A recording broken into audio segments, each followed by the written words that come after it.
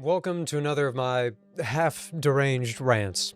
This one is centered on what I think is probably the simplest and most effective way to improve at world building, though it's definitely a bit simpler in concept than in execution. To some of you, the topic of today's video is probably very obvious. To some of you, you may not have thought about it before, and for still others, you may know about this and yet just haven't quite had the initiative to do anything about it. And this topic, of course, since you've presumably read the title, is that you should study history if you want to become a better world builder. There are many caveats and particulars to that statement, which is why this is a video and not a community post, but in general, if you want to make a fake world, understanding the real one is pretty helpful. The same way those seeking to make super realistic fantasy maps study very real plate tectonics and climatology, the same principle can apply if you're seeking to make an authentic feeling world history. Overall, though, I would argue that there are two huge advantages to using real history as a backup for your fictional ones. One is that so much of history is completely obscure to the average person that you can probably almost completely steal it and nobody will notice. And the second is that it helps solve one of the biggest, maybe not problems, but disappointments in fantasy world building,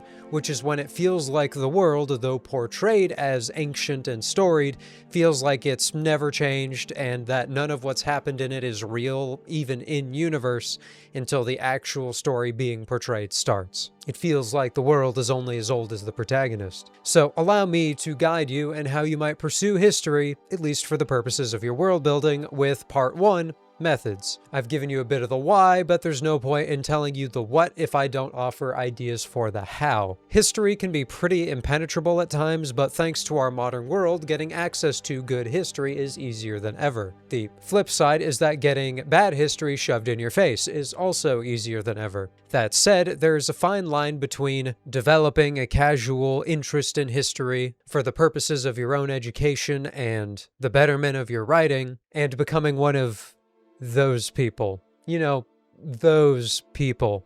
Those people. It's also important to remember that this interest that we may be developing is done outside of an academic environment, presumably, and so one should be careful not to get a big head about whatever newfound knowledge they come across. What this video is suggesting you to do is no replacement for a degree in history nor academically relevant study of these subjects, even though I have done academically relevant study in these subjects. This video is more about using history as a source of ideas and insight as to how institutions, wars, people in powerful positions, and all those sorts of things might tend to operate so that they can be portrayed by you authentically, and maybe to dispel some notions that have developed about historically authentic history. As much as something like Game of Thrones / A Song of Ice and Fire can be cited as historically grounded relative to the works of, say, Terry Pratchett, that both doesn't make Martin's works better, and it also doesn't mean Game of Thrones / A Song of Ice and Fire is actually truly all the way authentic to real history. You know, the sorts of evils and edginess that the series is known for is realistic, and things like them definitely happened,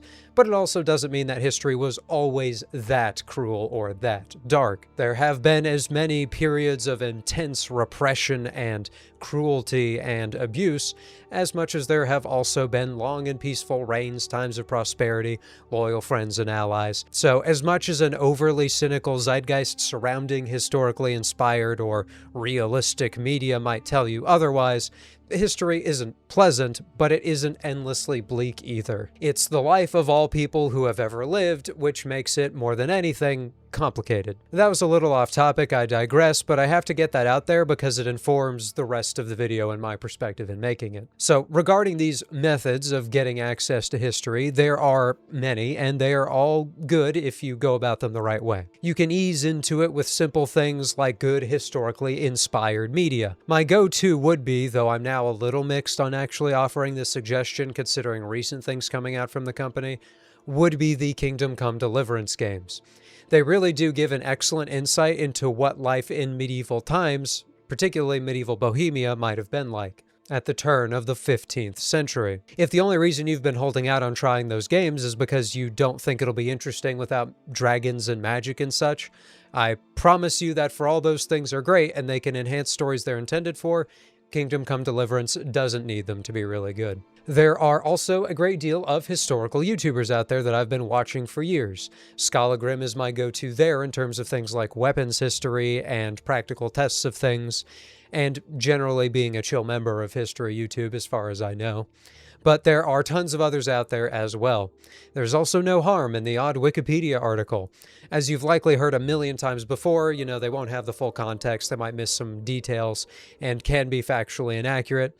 But the site is, especially now, held to a fairly high standard, so it can definitely act as a jumping off point for learning about something. And I've certainly spent untold hours on deep diving article after article about increasingly niche subtopics. It's a lot of fun on its own, even if you're just bored and looking for something to do without any greater motive to it. There are also, of course, lots of documentaries and movies out there, though these are, of course, infamous for their dubious relationship with real history, which is especially egregious when that's the case for documentaries. So those are something that it's really worth looking at on a case-by-case basis. But ultimately, there is no substitute beyond any of these for reading it yourself. In particular, if you can get your hands on something like this, which contains selections of primary source documents, and you really can't get any closer to the history you want to take inspiration from than this. These are full of sources written by people who've been dust for centuries, and through reading these, you're not only going to be learning the names and the dates and the events, but also how they were seen by the people of their time, and you can make up your own interpretation as you go. It'll be your view on these sources as you read them. Sometimes books like this and sources like this can be kind of hard to get your hands on, but there are also internet databases like JSTOR and your local library in all likelihood. This all sounds like a lot of work and it's maybe sort of intimidating, but I'm not telling you to read something like this cover to cover. This is all short snippets of stuff for the most part. Read a few pages here and there on an interesting topic, see where it takes you. And of course, the great thing about history is there's a hell of a lot of it. What I've been talking about with primary source collections like this are valid ways to experience and read about history, but maybe you're not a nerd for swords and knights like me and you'd rather read about World War II.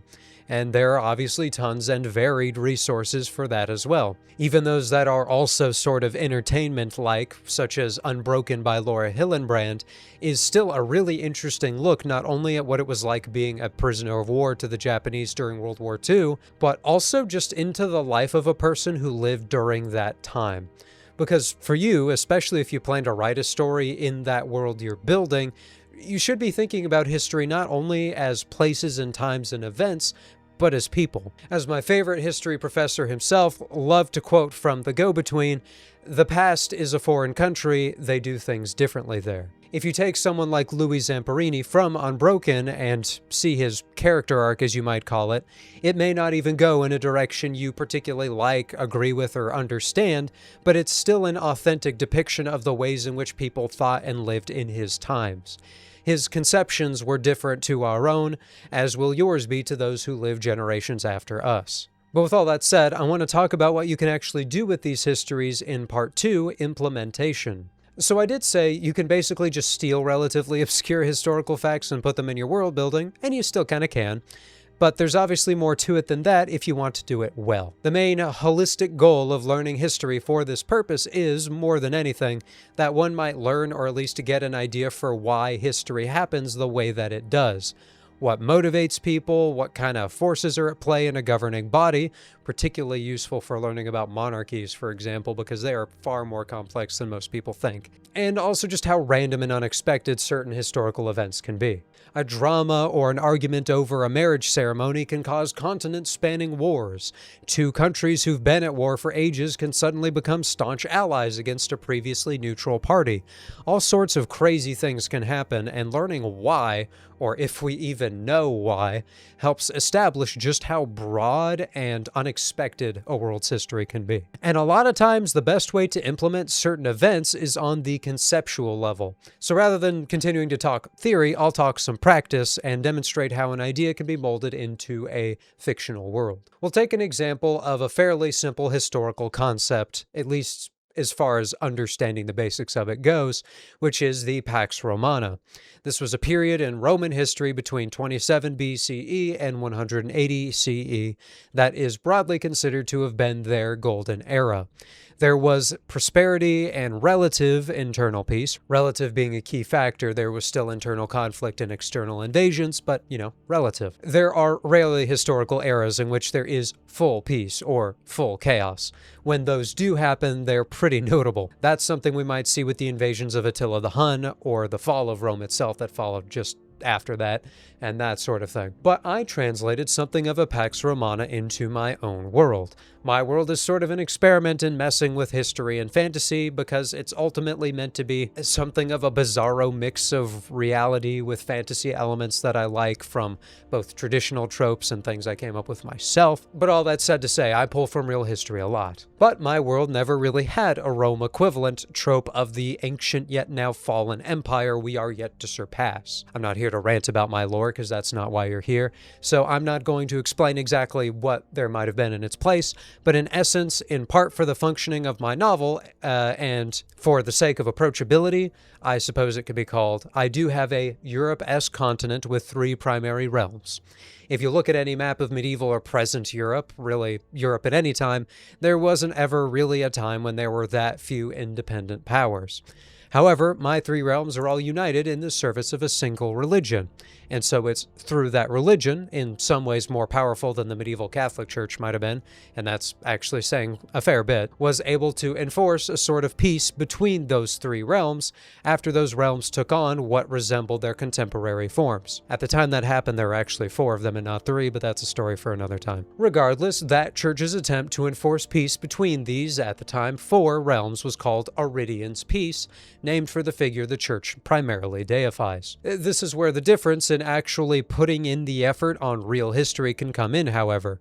Not even in understanding the Pax Romana itself, but more so in just understanding that such an event was actually not fully peaceful, nor fully a golden age. A very simple rip, not so thought out, of what that might look like in a world-building project would probably look like, and then Aridian's peace was initiated, and there was no war for 6 centuries, and there was prosperity and glory for the realms. And depending on the tone of your story, sometimes writing it like that can be fine. You don't always need this kind of nuance. But if you're here this far, you probably do want the more thorough explanation of how to make that feel more real. Or so I assume. And so instead, what we do when we want that extra nuance is we adapt that concept into how my own world works, or your own world works, and think about how that concept can serve the ends we're looking to tell with our theme and our plot and so on. So our updated Aridian's Peace is now an era of general peace, general prosperity. It isn't perfect, and that whole 4 realms becoming 3 things is part of the reason that it ends. There are conflicts with neighboring powers and other such troubles from unrelated reasons, but there still remains the overarching general peaceability of the time that allows it to retain the title. Throughout it, there is less war, less poverty, less famine, but not none of any of those things. Nuance is the name of the game, as I've probably said a billion times in a billion videos on this channel. And no historical event is simple, and no struggle is all good, nor is everyone involved in a struggle that's essentially all bad actually as evil as the ends they're serving, be it from ignorance or lack of choice. It can be the case, such as in the real world, that in the American Civil War, the anti-slavery North was unambiguously in the moral right.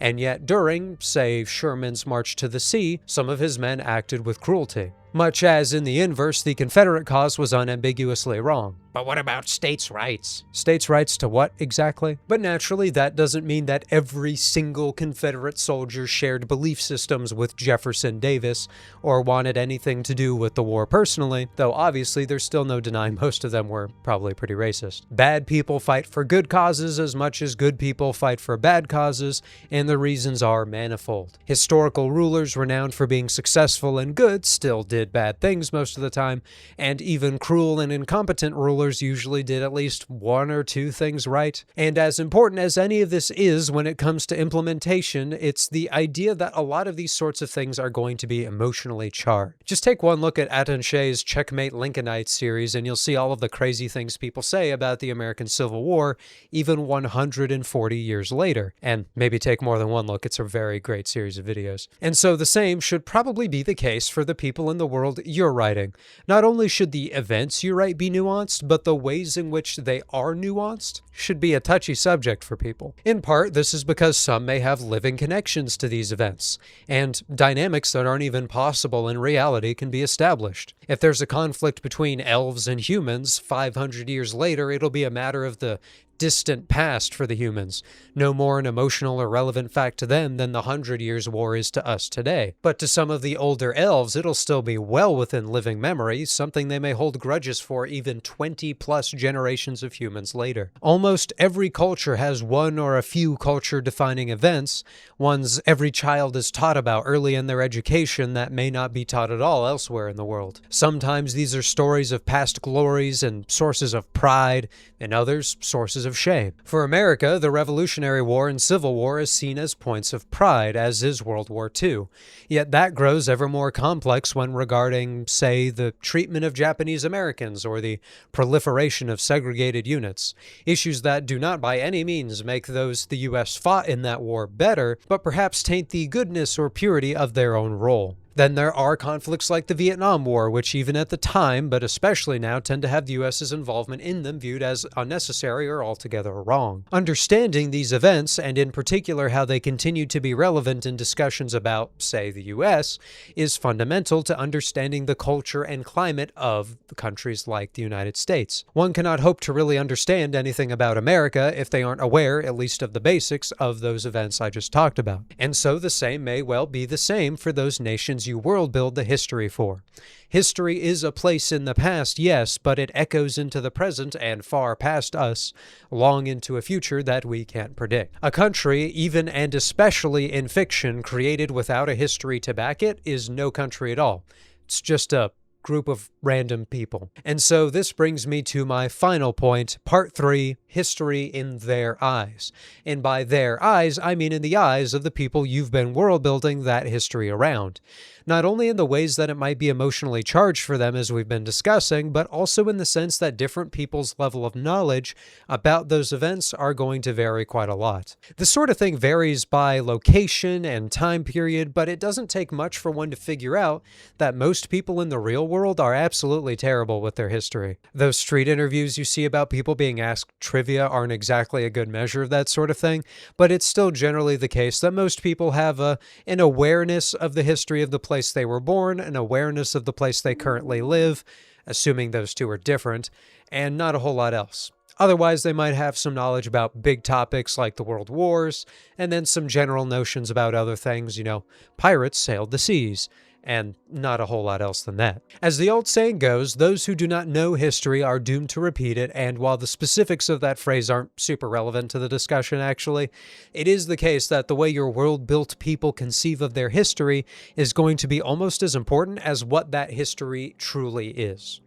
Objective fact may not even be a significant factor in what makes up people's perception of certain events, especially those that paint their land in a negative light. If you write an empire that's been in a significant downturn, losing major cities, having weak and ineffectual leaders, and spiraling towards an economic disaster, there will still be plenty among that society, especially those yet to really feel those effects, who will claim that everything is fine and that the glory of the empire is undiminished. If that empire invaded a country for shaky at best reasons and then later lost an embarrassing defeat, revisionists may make claims of the enemy having cheated in some way or maintaining their nation's casus belli as the absolute truth, no matter how false it was later proven to be. Victories and moments of actual goodwill in their nation's history will be overemphasized, any dark spots in them scrubbed out. And in the inverse, those seeking to sow discord and discontent in a place that might actually be in good shape might downplay accomplishments and overstate defeats and wrongs. Only those particularly dedicated to having an objective picture of the truth tend to actually have a decent grasp on the past's events, and even then they can have blind spots in places where personal bias overshadows their desire for fact. I mean, Think about all the kingdoms and empires in Europe that at various times and in various ways attempted to find justifications that they were, in fact, the legitimate successor to Rome. And finally, as a way to close this out, this lack of clarity and history and one's study of how events went down in real life reveals that when events of significance are happening, almost nobody actually understands what's going on, at least not very well. Read about the revolutions of 1848, for example, and you'll find a great many primary sources talking about how they're going to reshape the face of Europe, only for, in reality, most of them to fizzle out without nearly the effects they were seeking. History is extremely complicated, but I hope you'll agree, also extremely interesting. I hope I've imparted some of that upon you and given you a reason to look further into it. Maybe for the betterment of your world building, but maybe even just to help you develop a new interest or base of knowledge. Anyway, if this sounds like a place you want to be, we have a Discord if you want to hang out with my editor and I, and a Patreon if you're crazy enough to want it, where we post all our videos early. As we close out, I'd like to thank our patrons: Shadowrunner, Sani, Isaac Parrott, Raymond Don, Sadago, Cavalier, and Sazabi of the Knights of the Inner Circle, Vion and Jody Unvoid, our Knights, and Greer, TOW, Craig, Victoria Lauren, and Noah, our loyal squires. And remember, the History Channel is not the best place to start.